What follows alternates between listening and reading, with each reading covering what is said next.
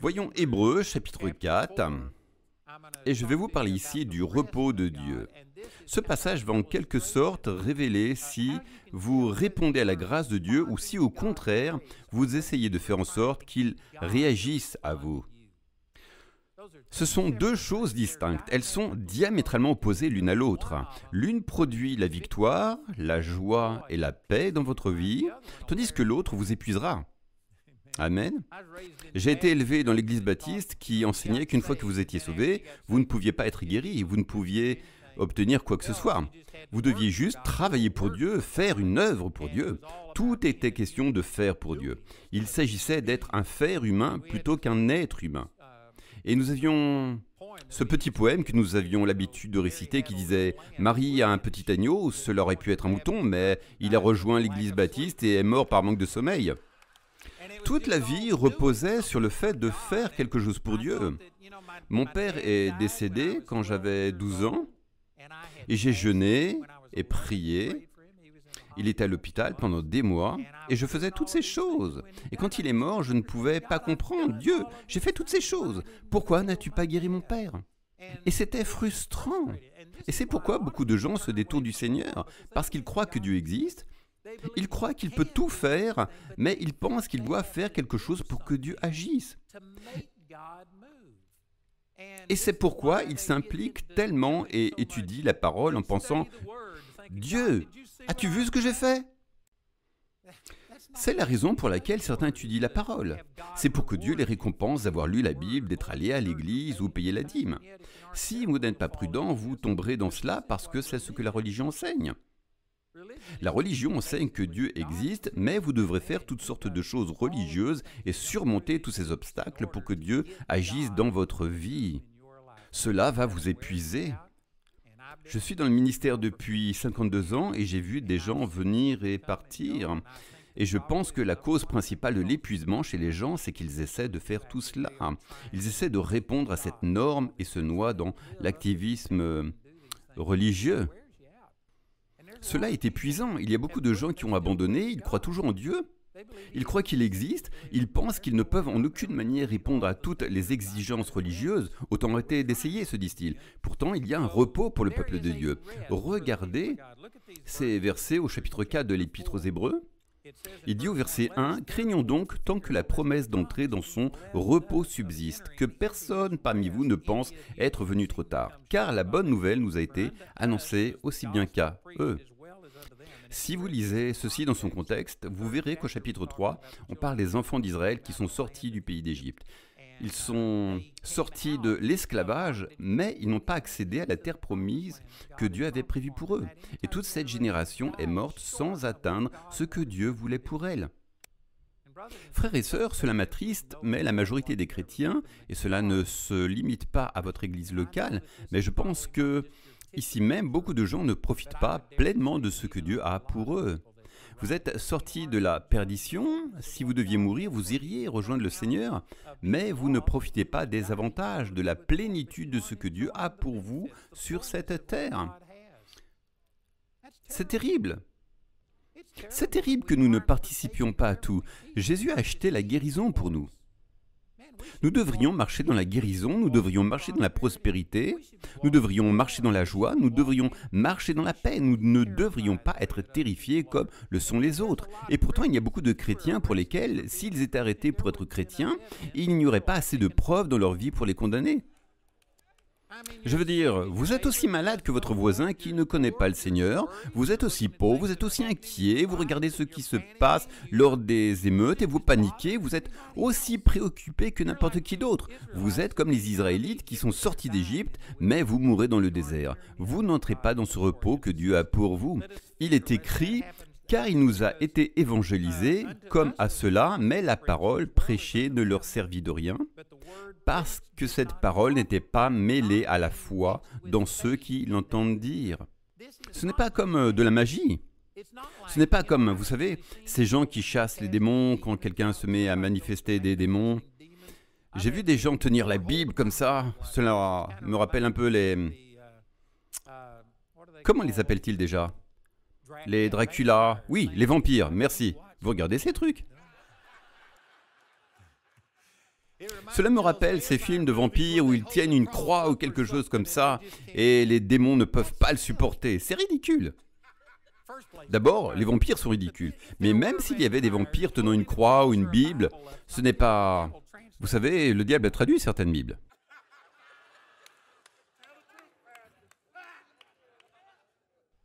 La Bible en elle-même ne fait pas peur aux gens.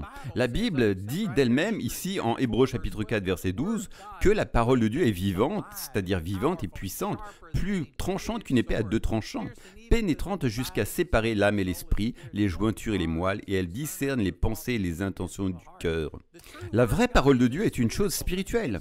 Cette Bible la représente, et je crois qu'elle la représente parfaitement, mais ceci n'est pas la Bible, c'en est la représentation. La Bible est vivante, elle est réelle, et vous devez l'intégrer en vous.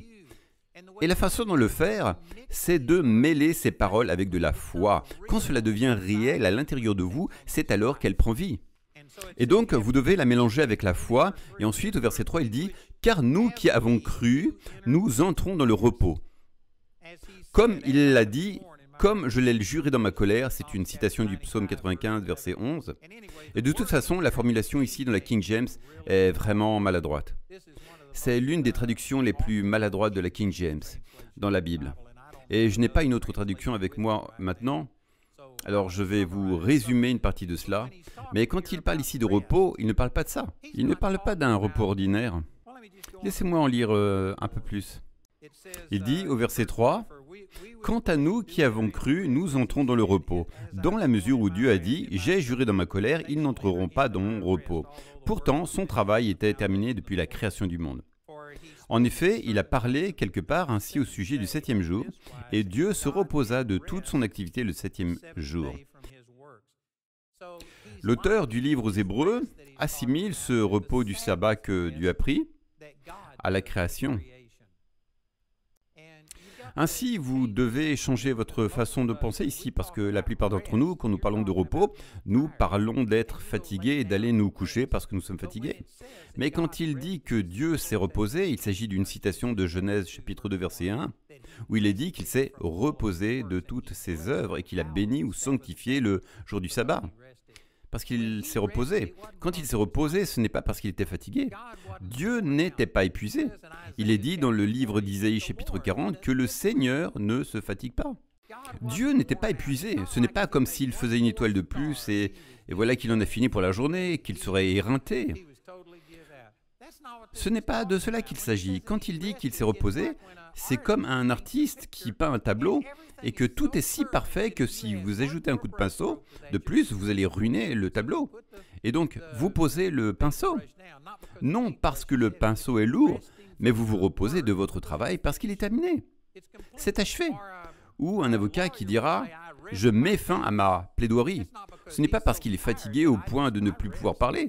Cela signifie qu'il a dit tout ce qu'il avait à dire. Il a partagé tout ce qu'il avait à partager. Sa plaidoirie est achevée. Et donc, Dieu a terminé. Il a achevé son travail. Quand Jésus s'est reposé de son œuvre qu'il avait faite, ce n'est pas parce qu'il était fatigué. Maintenant, je vais dire quelque chose ici sur la création et restez avec moi, car je vais l'appliquer à votre situation. Et il y a une comparaison directe. C'est ce qu'il fait ici. Il dit qu'il y a un repos pour le peuple de Dieu. Et ensuite, il commence à parler de ce repos que Dieu a pris. Pour comprendre donc le repos qui a été mis à notre disposition, vous devez comprendre comment Dieu s'est reposé. Et donc, juste pour des raisons de temps, car nous sommes limités, je vais simplement résumer certaines choses. Mais revenez au livre de la Genèse et étudiez le chapitre 1. Et c'est très spécifique, la manière dont le Seigneur a tout créé. Il n'a pas simplement dit que les arbres soient, que l'herbe soit, que le bétail soit, que les animaux soient, que les poissons soient. Il aurait pu faire cela, mais s'il l'avait fait de cette manière, il aurait dû recréer des animaux, des poissons, des arbres et de l'herbe après que la chute ait eu lieu et que les gens meurent. Il aurait dû créer de nouvelles choses. Mais si vous retournez et lisez dans le livre de Genèse, c'est très spécifique. Il dit que la terre produise l'arbre avec son propre fruit et sa semence. Et tout ce qu'il a créé, que la terre produise l'herbe portant sa propre semence, que les animaux produisent selon leur semence, que tout produise selon sa semence. Et il a continué à parler de cela au sujet de tout ce qu'il a créé. Tout ce qu'il a créé, il l'a créé tellement parfaitement qu'il n'a jamais eu besoin de recréer quelque chose d'autre. Il ne s'est pas réveillé ce matin et n'a pas créé 1 million de nouvelles vaches pour remplacer toutes celles que nous avons mangées. Vous saviez que le Seigneur n'a jamais créé un autre arbre?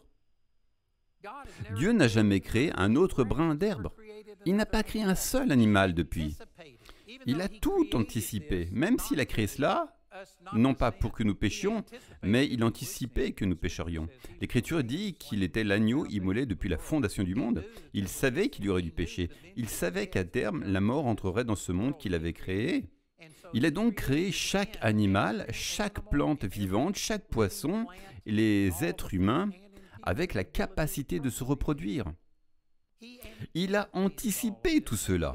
Et Dieu n'a rien créé de nouveau depuis la création originale. La plupart des gens n'y pensent pas, mais c'est vraiment important. Et je n'ai pas le temps d'expliquer cela, et j'en ai parlé déjà brièvement lors du premier service. Je vais ouvrir une boîte de Pandore ici, que je n'ai pas le temps d'expliquer, mais le pasteur Dwayne arrangera tout cela quand je serai parti. Mais c'est la raison pour laquelle je ne suis pas d'accord avec cette idée humaniste selon laquelle nous détruisons notre planète, que nous exploitons notre planète, que nous allons épuiser toutes les ressources de notre planète. Dieu a réfléchi à toutes ces choses. Savez-vous qu'il a créé suffisamment de nourriture sur cette planète pour nourrir actuellement 7 milliards de personnes ? Et si nous atteignons 14 milliards de personnes, il y en aura toujours assez. Il a anticipé tout ce que nous pouvons faire. Et Dieu a fait en sorte que ce monde dure. J'ai lu la semaine dernière qu'il a établi la terre pour durer éternellement. Cette terre ne manquera jamais de ressources. Vous savez, certains disent que nous pourrions manquer de combustible fossile. J'ai un gars qui travaille pour moi et qui a construit un moteur qui fonctionne à l'eau. Il a conduit une voiture sur une distance de 100 000 miles. Il est en train de travailler sur cette chose. L'eau peut alimenter tout ce que nous faisons. Il n'y a pas de limite. Dieu a tout créé. La seule limite, c'est nous et le fait de ne pas utiliser les ressources correctement. Donc, en tout cas, mon point en disant cela est que Dieu a pensé à la création. Rien ne le surprend. Il ne se lève pas chaque matin en disant « Eh bien, les gens mangent tous les animaux, je dois créer de nouveaux animaux. » Non, il a créé en chaque animal la capacité de se reproduire. J'ai lu dans un magazine qu'il y a une plantation d'arbres en Islande qui, à elle seule, est suffisante pour purifier l'air du monde entier. Cette seule plantation d'arbres suffit. Et cela ne comprend pas la forêt tropicale d'Amérique du Sud. J'ai un ami qui travaille dans le service forestier et qui m'a parlé de tout ça. Et savez-vous qu'il y a 2 fois plus d'arbres aux États-Unis aujourd'hui qu'il y en avait quand les pèlerins sont arrivés? Dieu a fait les choses de telle sorte qu'elles se renouvellent d'elles-mêmes. Quand il a créé, il s'est reposé parce qu'il n'y avait plus rien à faire. Il n'y avait absolument plus rien à faire. Cela relève de la théologie spéculative, mais j'ai passé beaucoup de temps à réfléchir à cela. Et je crois que Dieu aurait pu passer des millions d'années à réfléchir à la création et anticiper tout ce qui pourrait éventuellement se produire. Et puis, quand il a créé, il n'a fallu que 6 jours pour créer l'univers entier et tout. Mais cela nécessitait une énorme quantité de réflexion. Si vous regardez les choses au niveau moléculaire, j'ai passé beaucoup de temps à penser à ces choses. Mais je suis venu en avion ici, vendredi, et je regardais l'air et les nuages, et j'ai réalisé à quel point les nuages étaient extraordinaires. Comment Dieu a-t-il pensé à toutes ces choses? On n'y pense pas, mais c'est miraculeux. Et cet avion volait. On dirait qu'il volait à travers le vide, mais il y a de l'air et toutes sortes d'éléments physiques. On dirait qu'il n'y a rien entre vous et moi, mais il y a de l'air.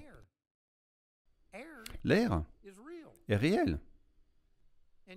Et pourtant, nous ne le voyons pas, nous n'en tenons pas compte, mais Dieu a pensé à tout cela. Et cet avion volait tout simplement parce qu'il y avait de l'air. En tout cas, mon point est que Dieu est merveilleux. Il a pensé à tout cela. Il a pensé à la création d'une manière si parfaite qu'il a même anticipé toutes les choses qui pourraient se produire dans un monde déchu. Il a créé cette terre et quand il s'est reposé, c'était parce que son œuvre était achevée. Il n'y avait plus rien d'autre à faire. Dieu n'a pas répondu à nos préoccupations. « Oh, nous allons épuiser la planète et nous allons faire cela. » Il a anticipé tout ce que nous pourrions faire pour perturber les choses dans ce monde. Et tout se rétablira de lui-même. Certains d'entre vous n'êtes pas d'accord avec cela et vous avez le droit d'avoir votre opinion, mais je ne serai pas d'accord avec vous, sinon nous serions deux dans l'erreur. Il s'est donc reposé le 7e jour. Et cela parle de ces prophéties de l'Ancien Testament qui disent que quand il s'est reposé, ce repos ne s'est pas réalisé lorsque Josué a conduit les enfants d'Israël dans la terre promise, parce que des centaines d'années après cela, David a dit dans le psaume 95, verset 11, qu'il y a toujours un repos pour le peuple de Dieu. Et donc en Hébreux chapitre 4, verset 9, il dit qu'il reste un repos pour le peuple de Dieu. Et celui-ci ne s'est pas réalisé en type et en nombre avec Josué conduisant les enfants d'Israël dans la terre promise. Et puis il dit au verset 10, « Car celui qui entre dans son repos se repose en Dieu. Il se repose de ses propres œuvres, tout comme Dieu s'est reposé des siennes. » Et donc, ce dont il est question ici, c'est que Dieu s'est reposé parce que tout était achevé. Il n'a jamais créé une autre chose, il n'a jamais rien fait de nouveau avec la création. Il s'est reposé, c'est achevé. La seule autre création que Dieu a fait depuis est la nouvelle création. Vous et moi, 2 Corinthiens 5, 17 dit « Si quelqu'un est en Christ, il est une nouvelle création ». D'autres traductions disent « une nouvelle création, les choses anciennes sont passées, voici toutes choses sont devenues nouvelles ». Et en voici l'application à votre vie. Tout comme Dieu a créé cette terre si parfaite qu'elle se régénère continuellement, tout a été créé. Tout ce dont nous n'aurons jamais besoin existe déjà. Pensez à l'acier dont est fait ce bâtiment. Saviez-vous que Dieu a anticipé que nous utiliserions de l'acier et d'autres choses? Il a mis les roches, toutes ces choses, et nous a donné la connaissance pour les extraire. Il y a de la connaissance. J'ai entendu Oral Roberts dire une fois qu'une simple tranche de pain blanc a assez de puissance dans ces atomes pour que si vous divisiez ces atomes, vous auriez assez de puissance pour propulser un paquebot à travers l'océan et revenir. Mais nous ne pouvons pas diviser ces atomes, nous ne pouvons diviser que des atomes instables comme le plutonium et l'uranium. Mais Dieu a créé cet univers avec tout ce dont nous n'aurons jamais besoin. Dieu n'a jamais eu besoin de faire quoi que ce soit d'autre, quels que soient les besoins de l'humanité, il les a déjà anticipés. C'est dans la création et tout ce dont nous avons besoin de faire, c'est le comprendre, le déverrouiller et l'utiliser. Saviez-vous que ce microphone sans fil que nous utilisons, ces lois sont en vigueur depuis que Dieu a créé l'univers? Les gens l'ignoraient alors, ils ne les utilisaient pas. La climatisation, ces lois existaient déjà. Saviez-vous que l'électricité est là depuis que Dieu a créé les cieux et la terre? Il n'a pas créé l'électricité il y a seulement quelques centaines d'années. Les gens découvrent ces lois aujourd'hui, mais ces lois existent depuis toujours. De la même manière, lorsque vous naissez de nouveau, Dieu a fait de vous une nouvelle création. Et tout comme la création originale, il ne vous manque rien, vous êtes complet. Votre esprit est aussi parfait et abouti en ce moment qu'il le sera pour l'éternité. Merci pour ces 2 amens. La plupart des gens pensent « non, ce n'est pas vrai », et c'est parce que la plupart d'entre nous ne marchent pas dans l'esprit. La plupart d'entre nous nous fions à ce que nous voyons, goûtons, entendons, sentons ou ressentons. C'est ce que la Bible appelle charnel. Nous sommes complètement dominés par nos 5 sens. Et donc, la Bible dit que vous avez la plénitude de la divinité qui habite corporellement en vous. Mais nous regardons dans le miroir et pensons « ça ?» Nous voyons des cheveux gris, des boutons, la laideur, et nous pensons « Dieu, suis-je comme toi ?» Non, on ne parle pas de votre corps ni de votre partie mentale, mais qui vous êtes dans l'esprit. Vous êtes identique à Jésus.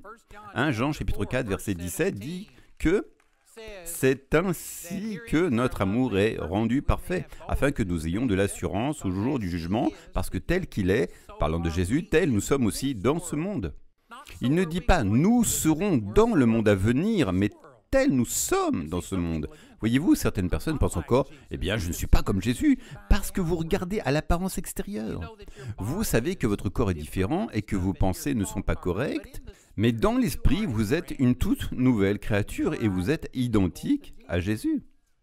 Il vous a fait aussi complet dans l'esprit au moment même où vous êtes né de nouveau, que vous ne le serez jamais dans l'éternité. Votre esprit ne va pas changer.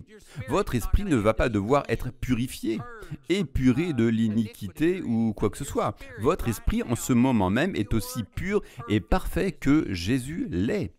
Vous avez l'intelligence de Christ. 1 Corinthiens chapitre 2 verset 16. Vous connaissez toutes choses, 1 Jean 2, 20. Votre esprit est parfait. Votre esprit est identique à Jésus. Et le reste de la vie chrétienne consiste à apprendre à se reposer sur cette vérité et à dire « Père, tu m'as rendu complet ». Et le médecin peut bien dire que tu vas mourir.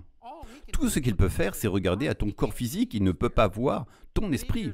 Mais dans ton esprit, tu as la même puissance qui a ressuscité Christ des morts. Éphésiens chapitre 1 verset 19. Ce n'est pas quelque chose tout là-haut que vous devez faire venir sur terre par la prière. Voyez-vous, c'est ce que tant de religieux font. C'est comme « Oh Dieu, je crois que tu peux guérir n'importe qui. Je crois que tu peux faire n'importe quoi. Tu n'as rien fait, mais tu pourrais le faire. Alors je te demande d'étendre ta main et de toucher cette personne. » Voyez-vous, vous pensez qu'il doit encore faire quelque chose pour produire la guérison. Non, c'est déjà fait. Et quand vous êtes né de nouveau, il a mis cette puissance de résurrection à l'intérieur de vous. La même puissance qui a ressuscité Christ d'entre les morts. Ce n'est pas là-haut, c'est ici, à l'intérieur. Et la victoire dans la vie chrétienne consiste à apprendre à se reposer sur cette vérité et à dire « Père, je crois que quand tu m'as fait, je suis devenu une nouvelle création, une nouvelle créature et j'ai tout. Et je ne douterai pas de cela. » La plupart des gens croient que, après que le médecin leur ait appris qu'ils étaient malades, ils commencent à se diriger vers la guérison. Ils regardent ça et disent « La guérison est par ici, et au nom de Jésus, je vais remporter la victoire. » Bernier et moi parlions plutôt de cette chanson. Vous devez l'interpréter correctement. Ce n'est pas mal de dire que nous allons vers une victoire, mais la vérité est que Jésus l'a déjà remportée. Et nous ne nous dirigeons pas vers la victoire, nous venons de la victoire. Mais la plupart des gens diront « La guérison est ici et je vais être guéri. » Vous dites en fait « Je ne suis pas guéri, mais je vais l'être. » Et en disant cela, vous permettez au diable d'entrer avec le doute.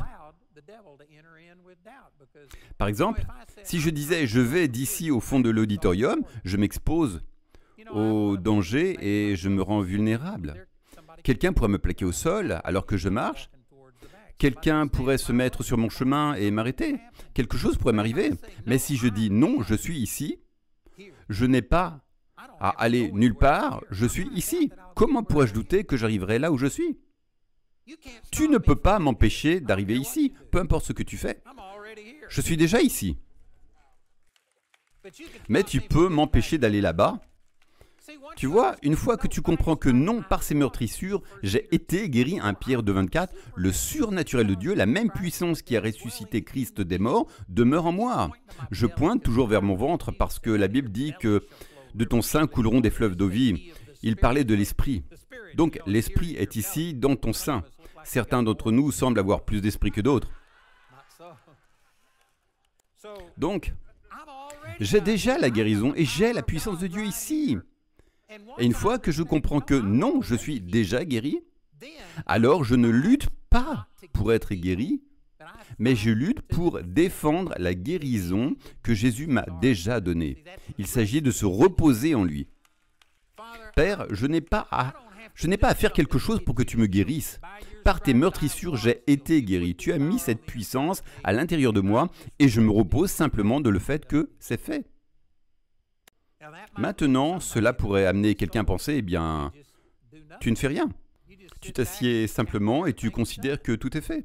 Si tu es toujours dans Hébreux chapitre 4, j'ai fini avec le verset 10, le verset 11 dit « Travaillons donc à entrer dans ce repos de peur que quelqu'un ne tombe après le même exemple d'incrédulité. » Tu pourrais prendre ce que je dis et dire « Eh bien, Jésus a donc tout fait. Je vais juste m'asseoir et ne rien faire. » Eh bien, Il est vrai que Jésus a tout fait, mais tu dois travailler pour entrer dans ce repos.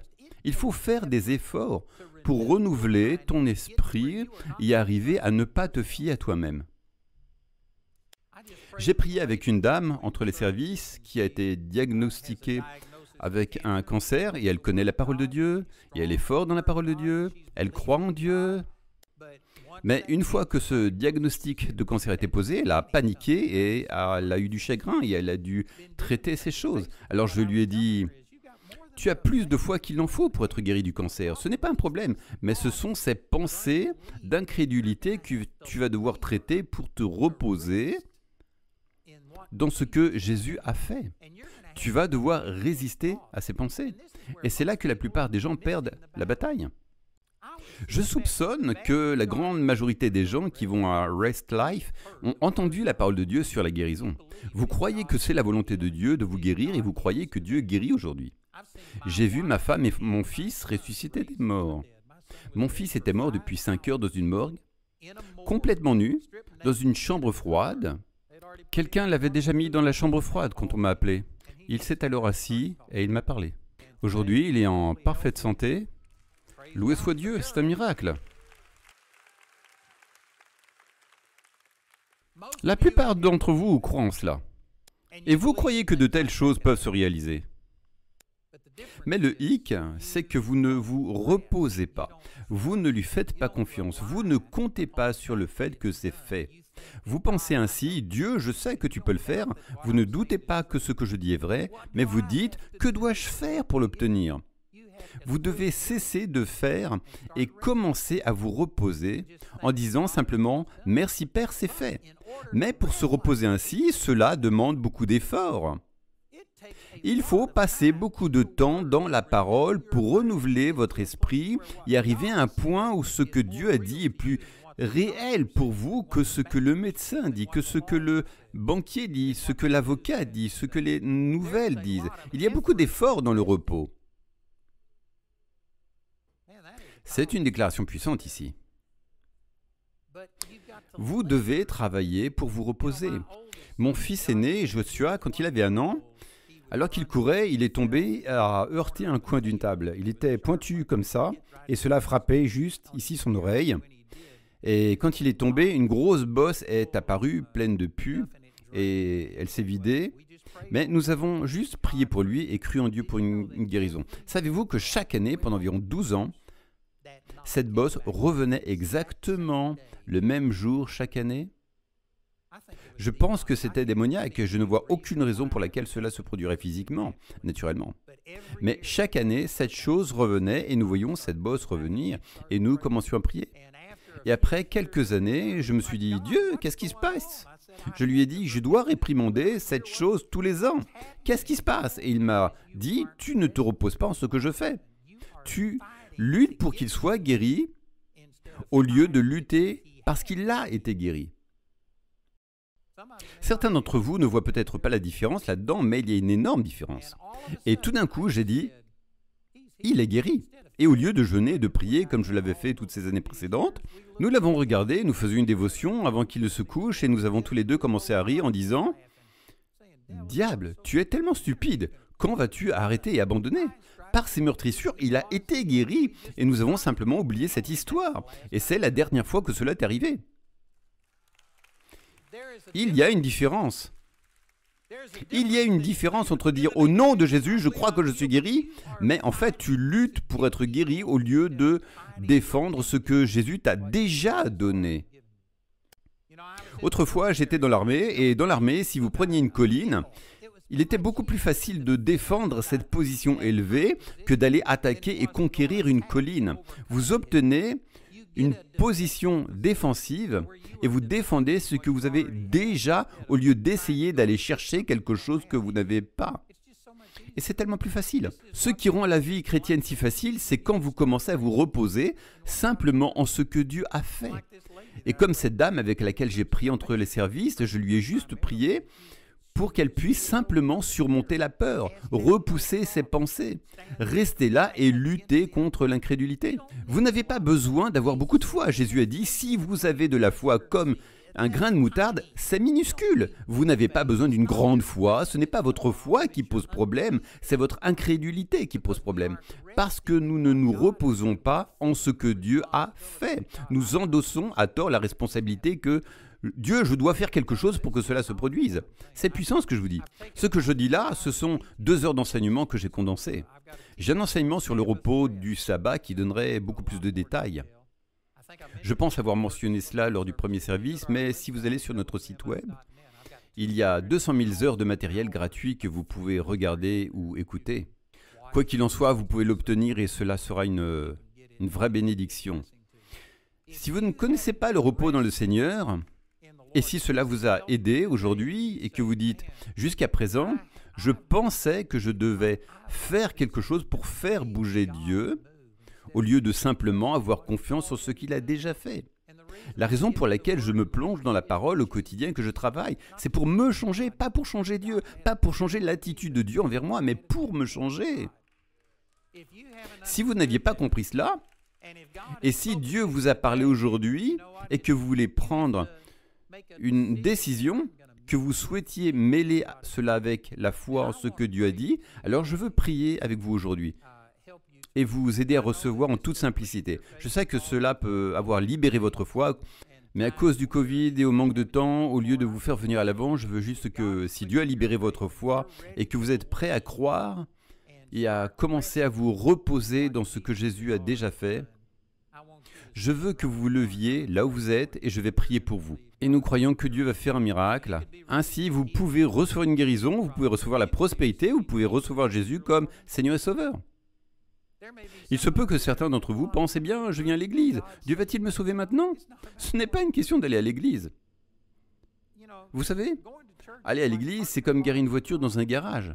Si vous êtes une voiture, vous devriez entrer dans un garage pour votre propre protection. Si vous êtes chrétien, vous devez aller à l'église, mais aller à l'église ne fait pas de vous un chrétien, plus que rester dans un garage ne fait de vous une voiture. Vous devez naître de nouveau, vous devez simplement recevoir que Jésus est mort pour vos péchés. Tout ce que vous avez à faire, c'est de le recevoir. Ainsi que cela soit le salut, la guérison, la prospérité, la délivrance, quoi que ce soit dont vous avez besoin, je veux que vous receviez aujourd'hui, alors que je prie pour recevoir le fait que Dieu a déjà anticipé cela. Lorsque vous êtes né de nouveau, il a mis en vous tout ce dont vous aurez jamais besoin, c'est déjà complet. C'est juste une question de vous reposer en ce que Dieu a déjà fait. Alors Père, nous t'aimons et nous te remercions tellement pour Jésus. Et merci Jésus pour tout ce que tu as fait. Merci pour ce que tu as enduré. Tu as souffert de la maladie pour que je n'ai pas à être malade. Tu as souffert de la colère de ton Père pour que je n'ai jamais à la subir. Père, merci d'avoir déversé toute ta colère sur Jésus.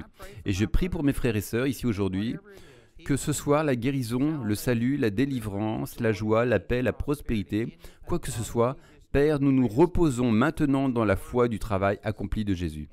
Et nous croyons, Père, que tu fais des miracles dans la vie des gens en ce moment même. Si les gens ne te connaissent pas, je prie qu'ils fassent maintenant ce que dit Romains 10, verset 9, confesser de leur bouche que Jésus est leur Seigneur et croire dans leur cœur que tu l'as ressuscité des morts et ils seront sauvés. Père, je déclare cela sur les gens en ce moment.